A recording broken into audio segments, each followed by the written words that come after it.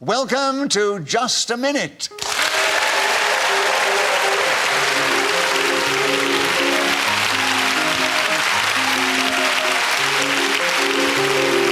Hello, my name is Nicholas Parsons. And as the minute waltz fades away, it's my great pleasure to welcome you to this special edition of Just a Minute from the BBC Television Centre. This year, Just a Minute will reach its 45th birthday. And to celebrate those many years of radio success, we have taken over your television screens.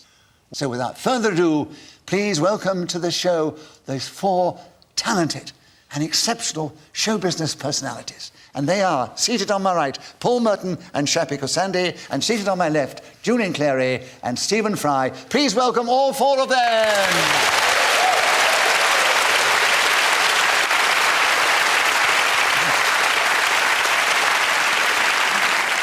Players will try to speak for just a minute on the subject that I give them, and they must try and do that without hesitation, repetition, or deviation. The other three panellists can challenge at any time they wish, and if I uphold that challenge, they gain a point. If not, the person speaking gains a point and continues to speak on the subject.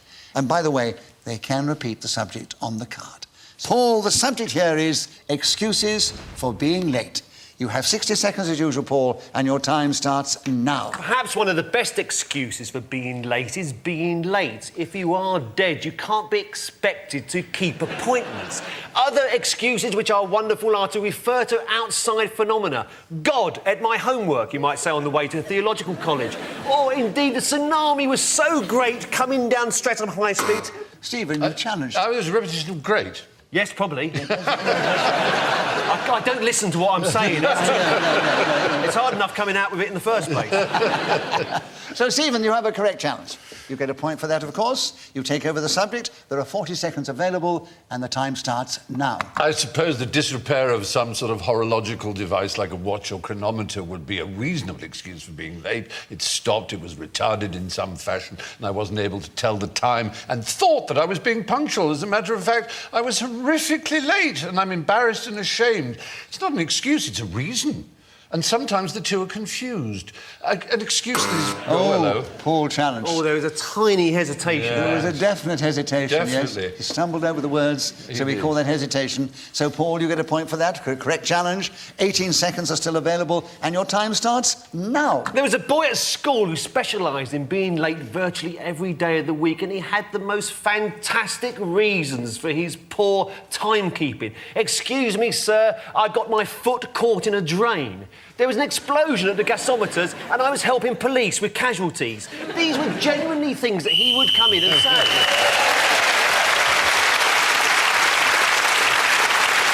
Well, as I said before, whoever is speaking when the whistle goes gains an extra point, and it's Paul Merton, so he's taken the lead at the end of the first round.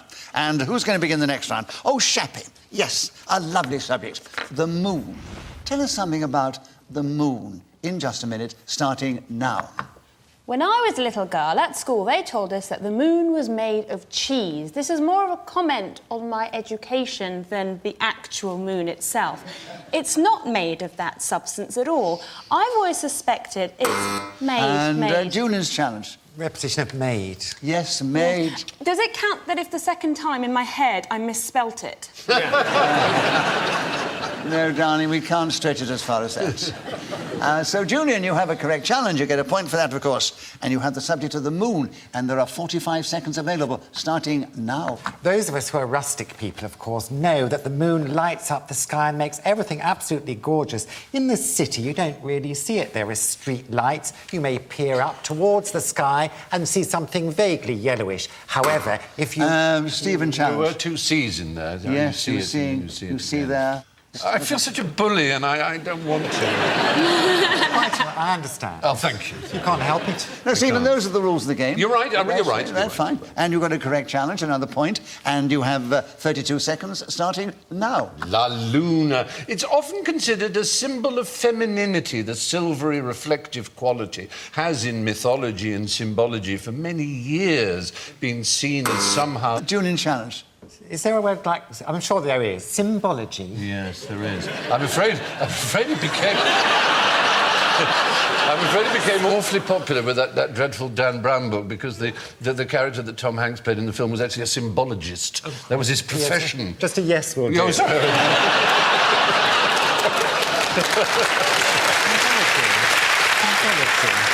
I'll use it now. So, Julian, alas, but we did enjoy hearing from you, and we loved the interruption, but Stephen was interrupted. He gets a point for an incorrect challenge, and he keeps the subject. 21 seconds available, starting now. In the magnificent extended poem by John Keats, Endymion, the moon falls in love with this beautiful youth who lies naked and the silvery light is cast upon him. Shappi challenge. I think you said silvery Do you know I before. did? Yes, you Yes, I did. did. Yes, you did. Well, listen, Shappi. Silvery moon. Shappi, you have a correct challenge. You have a point for that, of course. There are 11 seconds, and you take over the subject of the moon, starting now. By the light of the silvery moon, I want to spoon, with my honey I croon love's tune, which is a song that we learnt at school. And Stephen challenge. Well, in her first little speech, she told us that at school she was It told was a different school.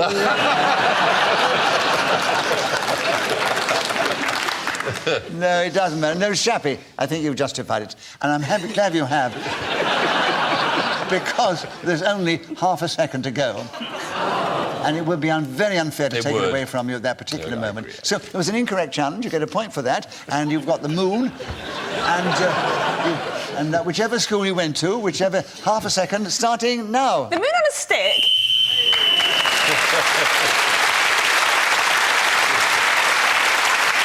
So Shappi Khorsandi was speaking as a whistle when gained that extra point, and the situation is that she's now equal in the lead with Stephen Fry. The other two are just behind. Wow. There's very little difference in the points, and Julian, we'd like you to begin the next round. The subject is, the front row of this audience. Lord. They're all sort of straightening themselves up now and twitching a bit. 60 seconds as usual, starting now. Now, when I look at the front row of this audience, the word casual springs to mind. There is a woman over there wearing burgundy corduroy trousers, which, frankly, is a mistake. And I can't see anyone amongst you who has seen an iron in the last week. Can I say the word shampoo, madam? And you, with the curly hair, is your hair naturally that way? Stephen, you've challenged. 2 hairs, curly hair is your hair. Yes, sorry. 2 hairs. I'm loath to take over the subject, but nonetheless, I do my best. Well, we've had some of Julian's comments. Let's hear yours on the front row of the audience. And 39 seconds still available, Stephen, starting now. Do you know, when I took my seat, I thought, have I arrived at a beauty pageant? And are these the contestants lined up before me? It's a marvellous mixture. They're very keen. They're the first to have got here, presumably. They queued up a long time ago, and that's why they're in such a state, because the weather isn't very good outside. Julian, you've challenged. Well, we had 2 theys and 2 theirs. Yes, we Swift did. succession. Wow, tough challenge, but correct. Yeah. Well, pardon me, symbology. No, symbology. Symbology is it? So, you have a symbolic challenge there, and you have the subject back again, Julian, and we'd love to hear more from you on the front row of the audience. 24 seconds available, starting now. You've all perked up somewhat, but can I say the word posture to these 2 at the front? Are you members of a boy band that we ought to know about? And you, are you going out with anybody that we need to know? I don't have time to pause for the answer. Stephen challenge Two again. needs to know there, I'm afraid. 2 needs to know, yes. Stephen, you've got him with 11 seconds to go on the front row of the audience, and your time starts now. The colours range from pastel to deep viridian green there. I see a brown, I see a rather pleasant... I see yes. too many things, don't I? Julian, you challenge first. You Repetition of C. I see. It's a sea of colour. A sea of colour. The front row of the audience is still the subject, and there are 6 seconds available with Julian starting now. Do you worry about your head? Because you needn't. Sorry, I thought he was going to say hair. Deviation, he didn't say hair. Everyone on the front row's turned purple. No. But they're also crossing the hands like this. Right. So it was an incorrect challenge, it was an incorrect So, Julian, challenge, another point to you. 4 seconds are still available. The front row of this audience, starting now. You do have a lovely head of skin, if I may say so. And between you and me and the gatepost... Right.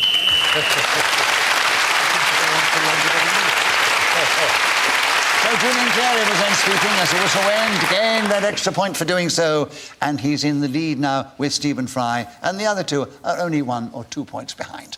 And, Stephen, we'd like you to begin the next round. Oh, the subject, you might have some knowledge on this. Writer's block. 60 seconds as usual, starting now. Well, sometimes the words simply don't come. There's a sort of verbal constipation that afflicts authors of all kinds, poets, playwrights, novelists. It's a terrible condition because sometimes they have achieved a huge amount in their chosen profession and are expected to produce all kinds of work each year, and then nothing. I lived in an apartment block which was J. McInerney's and Timberlaker, Wharton Baker's and... Such an odd name, isn't it? It was a hesitation, I think. Yes, it was indeed. It was a hesitation. Yes. Julian, you've got in again with 33 seconds to go on writer's block, starting now. I had writer's block once and I invested in an enema which shifted it very, very quickly. The words flowed freely. And Paul challenged. What flowed freely? I've read one of his books, he's right. Yeah. Oh, the words! Oh, the words, I do beg your pardon. Which one have you read? It was probably the one called Murder Most Fad. Thank you. That was a lucky guess, wasn't it?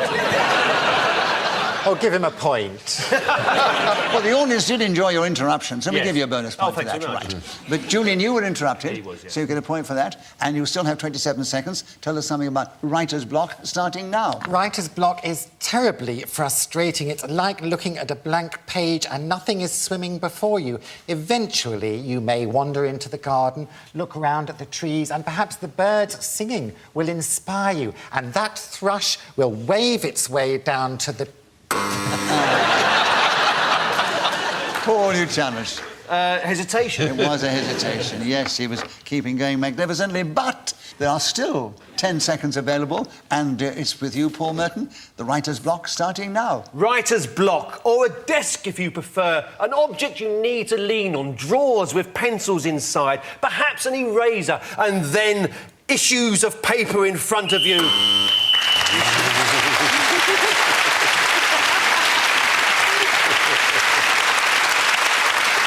So Paul Merton was then speaking as a whistle when gained that extra point, and the situation is that Julian's now in the lead. Oh, he's 2 points ahead of Stephen, 3 or 4 ahead of Paul and Shappi. And Paul, it's your turn to begin. Oh, the subject, this is a fascinating one. My Robot Butler. 60 seconds starting now. My Robot Butler's a marvellous invention. He gets me up at 6:30 in the morning, does a few logarithms, presses my trousers, and then breakfast is served. He's called Boris, and he's based on the Mayor of London. He walks in, a wonderful creature. I can hear his wheels going across the wooden floorboard. His metallic voice croaks out to me, "Good morning, sir. How'd you like a boiled egg?" And I say to him, of course, perhaps even 2 of those delicious chicken products would be great. How would you like it done? I would like it... Julian challenge. 2 likes. There's 2 people talking. The robot's saying one thing, I'm saying the other. I can't control the robot. No, you deserve a round of applause for that, but Julian, your challenge. 2 likes. 2 likes, yes, Like, no, yes, right. So, Julian, you got in again with 30 seconds to go. My Robot Butler, starting now. My Robot Butler is called Paul challenge. Was that Robot Butler? It sounded like that. Did it sound like the Unicorn? It did sound like that to me, but I think he really got enough clarity to know enough what he was... clarity, did he? Yes. OK. So, Julian, the benefit of the doubt, and if I can redress the balance sometime later, Paul, I'll give it back to you. You have 29 seconds. Robot Butler, starting now. She looks gorgeous in dungarees and her hair is just about shoulder length, which is what I like. She's based on Abby Titmuss, for whom I've got an inkling that I've been a fan for many, many... Well, lying for a start, but also... big fan of... repetition. Yes, many, Yeah, right. many. So, Paul, you got in, and we're back with you on the Robot Butler, and you have 17 seconds starting now. I've got a Robot Butler, and all he does... Well, then who buzzed then? Who buzzed then? Shappi buzzed. Come on, buzzed. I'm not sure if what you said was... I said what Julian said. Like, this is where I get the benefit of the doubt. No, Julian just was... Yours Yeah. That's repetition. I know it is. There's a lot of Repetition. babas. Yeah, with too many bubbers. Too many Oh, it's bubbers. far too many bubbers. Shappi, you've got a correct challenge. You're at 16 seconds. My robot butler starting now. I wish I had a robot butler. I would polish him all day long. Because just because you are not the Causes, I'm Because afraid. yes. there was hesitation. I stammered as well. There was all sorts of stuff that went wrong there. So, Stephen, the correct challenge. 10 seconds still available. My robot butler starting now. It's a sort of oxymoron in a way, because robot is the Czech for slave or serf. Shappi, you challenge. I'm not sure if that was the right challenge, but I think you kind of hesitated too No, much. there was hesitation, There was darling. It's all hesitation. right. And you've got 7 seconds on my robot butler starting now.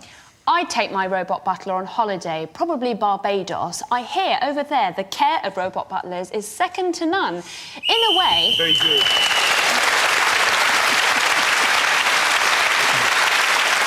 So Shappi Khorsandi was speaking as the whistle went. Gained an extra point. She's moved forward, and she's equal with Stephen Fry and Paul Merton in second place, and they're all trailing Julian just by 3 points only. And Julian, we're back with you to begin. Cabin fever. Tell us something about cabin fever in this game, starting now. I know when I was in the Navy and I checked into my cabin, they said, do you want the top bunk or the lower? I said, let me unpack first. And soon after, cabin fever struck me. Please, may I open the porthole, I cried. But request was denied. The next time I had cabin fever, I was on the poop deck, and there's someone breathing very noisily next to me. Very off-putting. And cabin fever spread like wildfire throughout the ship. People were falling left, right, and centre. Oh, I'm very, very faint. Yes, we all spotted Yes, it. repetition of very, sadly. Very, very, yes. It was lovely, Julian, but unfortunately, Paul spotted the very first, so he's got the point, and he's got the subject. 24 seconds available. Cabin fever starting now. When I had the job of delivering Abby Titmus's robot butler, I knocked on her door and she wasn't in her house, and I was advised to go to the end of the garden where she had locked herself into this meticulously built cabin. I inquired of the gardener who was there, why is she in this particular structure? She said, she is an artiste. She has a great following. Shappi challenge. She's not an artiste. No, that's just the gardener saying that. I don't agree with that, but he's been paid by her, so he's a certain amount of loyalty. So now I'm stuck as to whether or not I was correct or not. She is an actress now. She's a bona fide actress, could we just say? Okay. Can somebody tell me who she is? Because I've never heard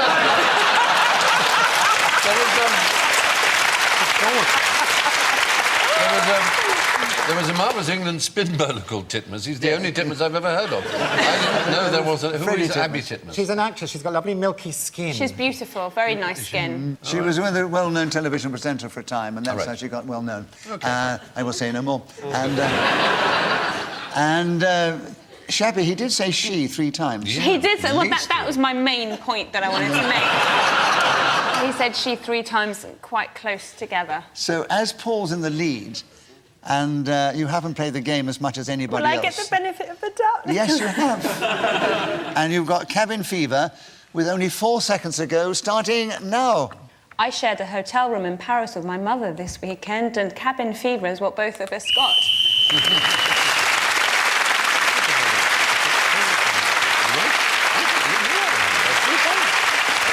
So Shappi Khorsandi was speaking as a whistle end, gained that extra point, and she has moved forward. She's equal with Stephen. 1 point behind Paul, 2 or 3 points behind Julian, who's still in the lead. And Stephen Fry, we'd like you to begin the next round, and the subject is lift etiquette. Tell us something about that subject in this game, starting now. Well, I suppose I'd better enunciate what we're all thinking, really, and that is don't let out any anal wind when you're in an elevator. It must be the first rule of lift etiquette. I think it's probably true also that one shouldn't stare at people. It's generally, especially if you're English, considered wise to look towards the ceiling. There's never a hatchway, as there is in thriller films, but in real life, lifts are rather dull places and people are embarrassed to be inside them. Julian challenge. Repetition of people. Yes. Oh, yes. Yeah, that's yes, true. indeed. So we'll listen, True Julian. story. Well done. You're concentrating like stick. He is, isn't he? Yes. He's really on fire. Really? Sorry, I don't mean you're really on fire. Start the car, would you? Right. Julian, you have a correct challenge, which is the most important thing. And you have lift etiquette and 34 seconds starting now. Every time I get in a lift, I say, are you going down or shall I? Which seems to break the ice. And then we start chatting and generally a journey in... Shappi challenge. It's a bit hesitative. Is that a word, Stephen? Hesitation, yeah. Well, it is now. No, he didn't actually hesitate. He didn't. He was teetering on it, but didn't get there. And so, Julian, incorrect challenge. You still have lift etiquette, 25 seconds starting now. I enjoy going up and down in an elevator. 23, but Stephen, yes. No, he went down before, if you went remember. So, Stephen, you have the subject of lift etiquette, 23 seconds available, starting now. I was in one of the largest and longest lifts in London, Centre Point. There's a nightclub at the top there, and I got stuck one night. It was most embarrassing, about 5 of us in there. And I tweeted using a new social network thing called Twitter. And it rather caused a fuss. Everybody got excited about this thing because people and newspapers published it the next...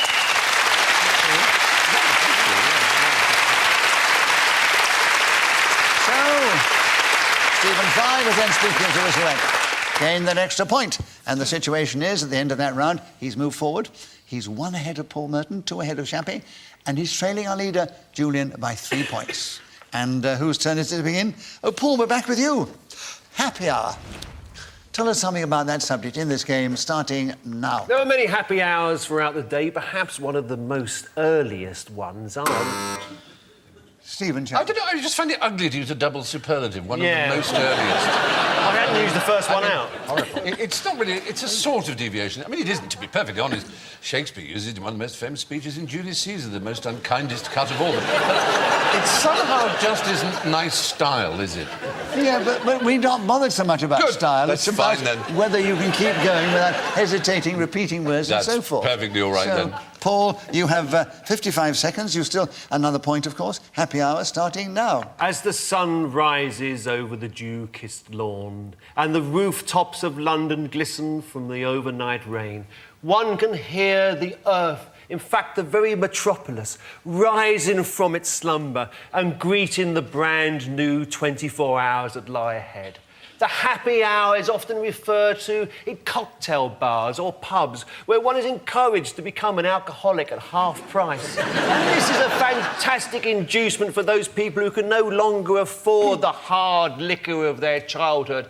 I, for one, used to sup at my mother's knee. It wasn't very painful for her because she had a metallic one. And it was magnificent because I would see in the happy hour... Stephen, challenge. 2 becauses there. Yeah, 2 becauses, yeah. Because.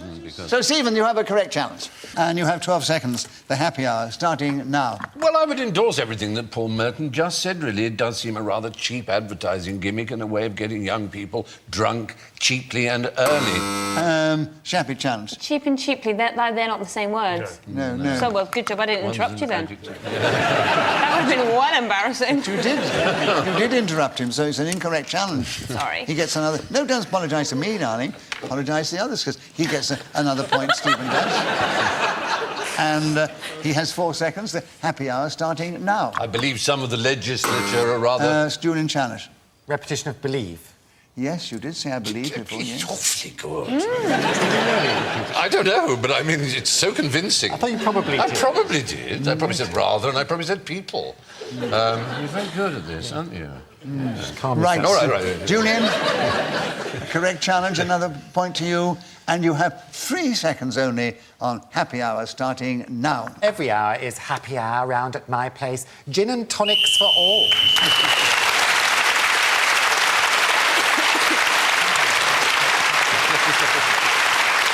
So Julian Clary was then speaking as a whistle rang, gained an extra point, and he has increased his lead at the end of the round. Oh, that little tinkle tells me something. We want the nurse back.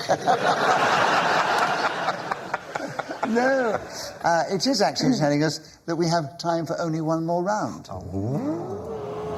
Oh, Julian, we're back with you to begin. The subject, Elvis. Tell us something about Elvis in this game, starting now. I started my career as an Elvis impersonator. In the Ghetto was my showstopper, and people would come from miles around to watch me quivering my lips and shaking the hips in a very Elvis fashion. There are some footages on YouTube which people admire, and there are conventions which I turn up to in disguise as Elvis. And frankly, that's all I've got to say on the matter.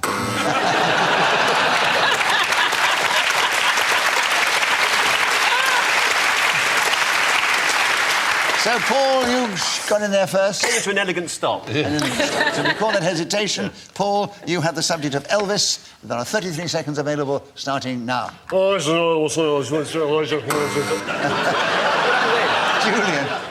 Repetition.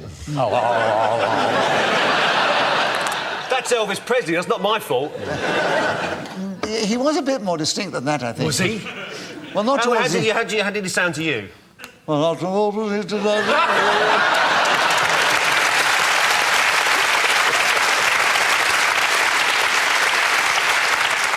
can't get up You to knew this. him better than I did. So, Junior, we get the benefit of the doubt to you, and it is Elvis still with you. 31 seconds, starting now. People loved my jailhouse rock, which wasn't particularly correct in The Shappi challenge. Is it a bit Yes, a little bit of hesitating? hesitation. Sorry. So you're catching up rapidly on them now, Shappi. And 28 seconds still available. Elvis, starting now. We hear a lot about the food Elvis liked to eat towards the end of his life, and a lot of people were appalled by it. However, I'm quite intrigued by this thing he used to have of an entire loaf of bread hollowed out with bacon in it and loads of cheese and grilled. I think that sounds delicious. It's a real shame that it's unhealthy, but I'd like an Elvis cookbook, because I think a lot of the stuff that he had would be... Julian challenge. Oh, I'm afraid you hesitated. I was starting to feel fat as well as I was talking about it, so I'm glad of that. But you were interrupted with only 3 minutes to go. 3 minutes? Oh, great. Time is going backwards. He's turned back time. No, I'll say anything to get a round of applause. Hello, I'm your new milkman. He says that sometimes. Julian, you got in actually with 3 seconds to go. But it's correct, those are the rules of the game, and you have another point. You have Elvis back with you. 3 seconds, starting now. I am still often mistaken for Elvis. I can't set foot in America. Paul challenge. Well, that's no compliment. He's been dead 30 years.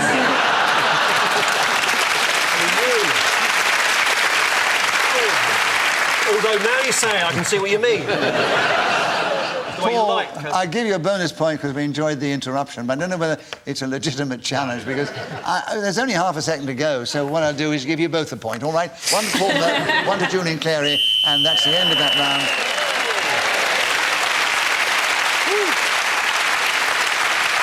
So it remains for you to give you the final score.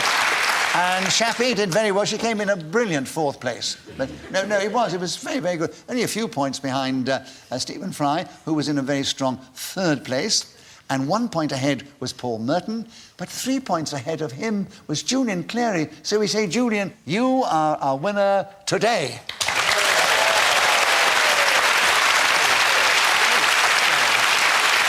So it only remains for to say thank you to these 4 fine pairs of them. So from this delightful audience here in Television Centre, and from me, Nicholas Parsons, and this wonderful team, we say goodbye, thank you, and join us again the next time we play Just a Minute. Yes!